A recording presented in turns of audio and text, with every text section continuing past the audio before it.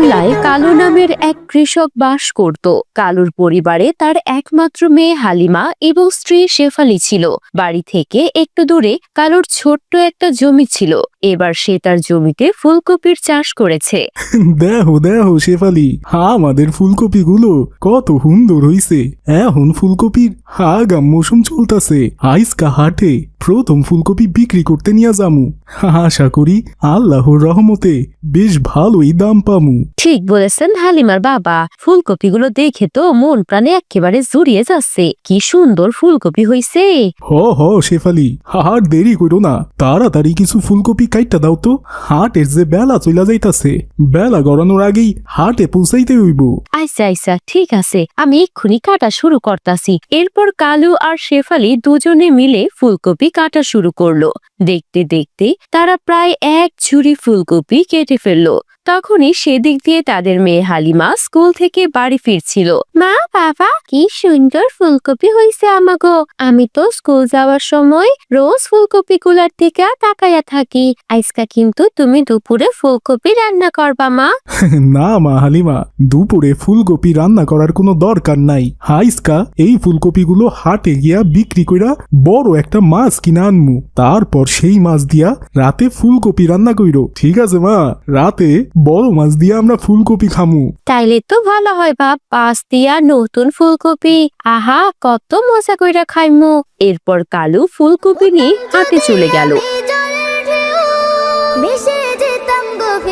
এবং এদিকে শেফালি তার মেয়ে হালিমাকে নিয়ে বাড়ি ফিরে গেল। হাটে গিয়ে ফুলকপি বিক্রির জন্য লোকজনকে ডাকতে লাগলো। ফুলকপি লাও, ফুলকপি, টাটকা ফ্রেশ ফুলকপি আছে, নিয়া যাও নিয়া যাও, আমার জমির টাটকা ফুলকপি নিয়া যাও। কালু এত টাকাটাকি করেও কেউ ফুলকপি কিনতে আসছে না। এটা দেখে কালু তো অবাক হয়ে গেল। কি ব্যাপার, কেউ তো ফুলকপি কিনতে আইতাছে না? কয়েকদিন আগেই তো ফুলকপির ব্যাপক চাহিদা ছিল, হঠাৎ মানুষ ফুলকপি খাওয়া বাদ দিল নাকি? কিছুই তো বুঝতে পারতাছি না। কি ব্যাপার কালু ভাই, কি ভাবছো? ফুলকপি নিয়ে আইছো নাকি? হ মতিন ভাই, ফুলকপি তো বিক্রি করতে আনছি, কিন্তু কেউ তো ফুলকপি কিনতে চাইতাছে না। কিছুই তো বুঝতে পারতাছি না ভাই, হঠাৎ কইরা ফুলকপি না কেননের কারণ কি? আরে ভাই, কি যে কও না, ফুলকপি কিনবে কোত্থেকে? হঠাৎ ফুলকপির বাজারে জামদানি বাইরা গেছে।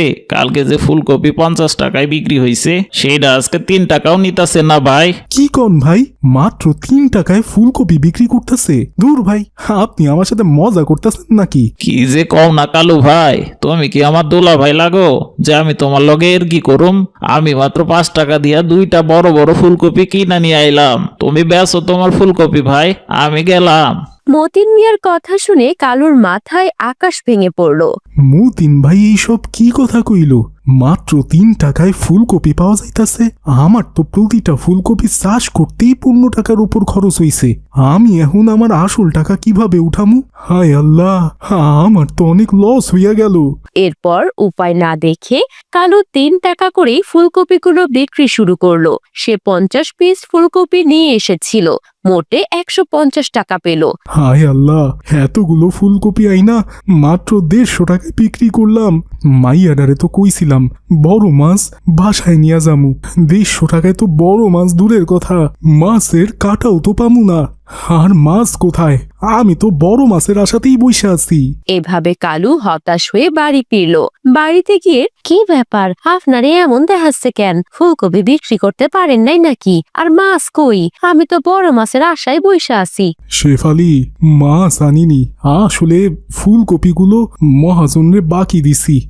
মহাজন আজকা টাকা দেয় নাই, কইছে কাল দিব, এই জন্যই মাছ আনতে পারি নাই। তুমি আলু দিয়া ফুলকপি রান্না কইরা রাতটা কোনো রকম চালায়া নাও। বাবা, তুমি এমনি কথা কইতেছো কেন? তোমার কি মন খারাপ? কি হয়েছে বাবা? কিছু হয় নাই রে মা, তুই বড় মাছ খাইতে চাইছিলি না, আমি আনতে পারি নাই, এই জন্যই মন খারাপ। আরে বাবা, কালকায় তো মহাজন বাকির টাকা দিব, তখন আইনা দিও। মন খারাপের কি আছে এখানে? আচ্ছা ঠিক আছে রে মা, তোর কথা শুই না মনটা ভালো হইল। রাতে সবাই ঘুমিয়ে গেল, কিন্তু কালুর চোখে ঘুম আসছে না। এইভাবে আর কতদিন মিথ্যা কথা কমু? ফুলকপি তো বেশি দিন জমিতে রাখা যায় না, এখন কি করা যায়? হঠাৎ তার মাথায় একটা বুদ্ধি এলো। হ্যাঁ, পাইছি। এই বুদ্ধিটারই কাজে লাগাইতে হইব।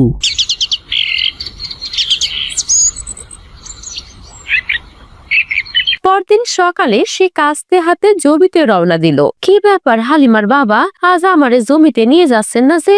না শেফালি, আইসকা তোমার যাইতে হইব না। মহাজন আইসকা সরাসরি জমিতে ফুলকপি কাটতে আইব, তাই তোমারে লাগবো না। তুমি বাড়ির কাজ করো গা। আচ্ছা ঠিক আছে।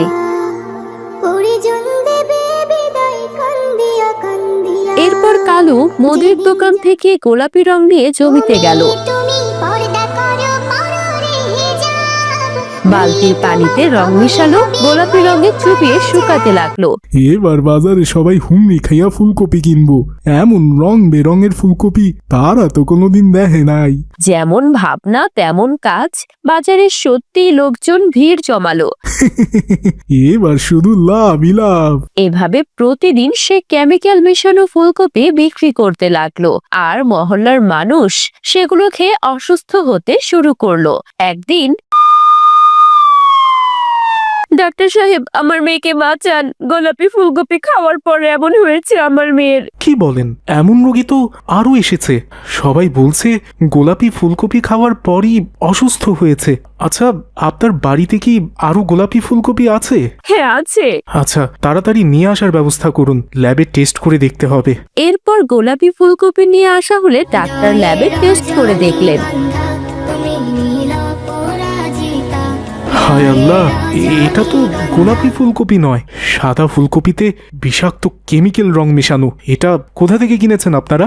এটা তো আমরা কালুর কাছ থেকে কিনেছি ডাক্তার সাহেব। বুঝেছি, ওই কালুই তাহলে এই নাটের গুরু। ও নিশ্চয়ই দেখেছে গোলাপি ফুলকপির দাম বর্তমানে বেশি, তাই সে চালাকি করে সাদা ফুলকপিতে গোলাপি রং মিশিয়ে বেশি দামে বিক্রি করছে। ওকে তো পুলিশে দিতে হবে। এরপর পুলিশ সহ ডাক্তার সরাসরি কালুর জমিতে গেল। সেখানে রং মেশানোর সময় হাতে নাতে ধরা পড়লো কালু। এই বদমাস, তুই মানুষের সাথে প্রতারণা করছিস তাই না? স্যার, আমি নিরুপায় ছিলাম। বাজারে সাদা ফুলকপির দাম খুবই কইমা গেছে যে আমার খরচই উঠতাছে না, এই জন্য এই পথ বাইসা নিছি আমি। আমারে মাফ কইরা দেন হুজুর। ওই হারামজাদা, তোর এত বড় সাহস! তুই মানুষকে বিষ খাওয়ানোর অধিকার কোত্থেকে পেয়েছিস?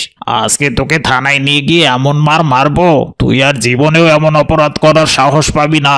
চল বেটা কালু।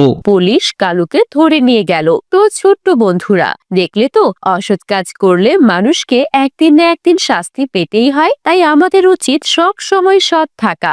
আজ তাহলে এখানেই বিদায় নিচ্ছি। ভালো থেকো তোমরা। আসসালামু আলাইকুম ওয়া রাহমাতুল্লাহ।